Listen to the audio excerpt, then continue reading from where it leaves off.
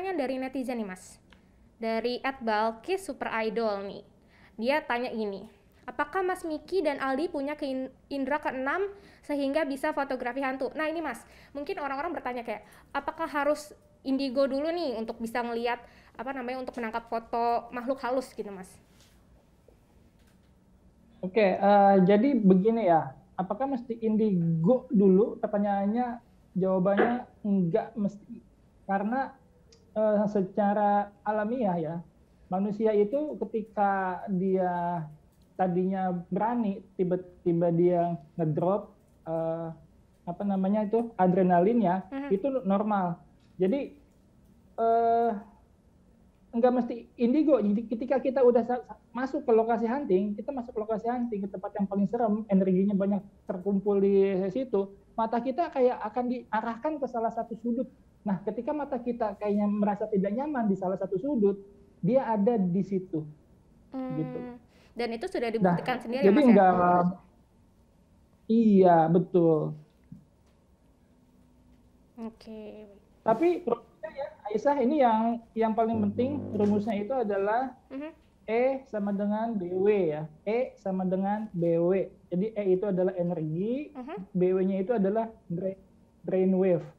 Jadi setiap manusia itu punya getaran akustik di otaknya, namanya gelombang otak ya. Brain wave itu akan naik turun kondisinya itu pada level-level tertentu. Ketika aku sedang berkomunikasi sama Aisyah sedang fokus, mungkin masih fit. Nah, ketika udah di atas jam 9 malam, mungkin kamu udah lelah, udah capek. Nah, itu adalah suatu kondisi yang mana kita pakai untuk buat hunting ghost gitu ya, hunting hantu. Oke. Itulah mungkin kenapa orang-orang lebih sering menangkap foto makhluk halus tuh begitu tengah malam kali ya Mas ya? Siang juga sebetulnya bisa, karena aku juga pernah dapat siang ya, ketika aku bawa istri itu yang ya istriku penakut tapi penasaran lah.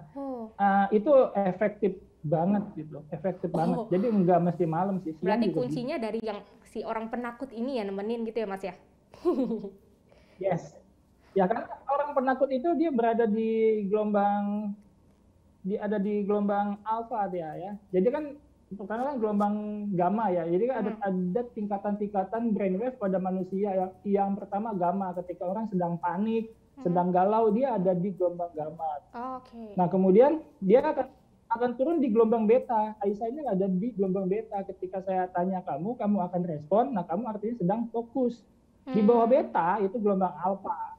Gelombang alfa di mana kita udah mulai kondisi lelah gitu ya, udah mulai capek. Nah, itu udah gampang kena sugesti macam-macam, kena benturan energi-energi lain tuh. Itu gelombang alfa. Di bawah gelombang alfa itu adalah gelombang delta. Gelombang delta itu ketika orang udah mengantuk berat, udah parah. Nah, itu udah ada di gelombang paling rendah. Nah, gelombang theta adalah gelombang ketika orang lagi tidur. Nah, orang kesurupan, kemasukan, dia ada di gelombang theta. Dia udah nggak sadar sama sekali apa yang dia bicarakan tuh. Begitu.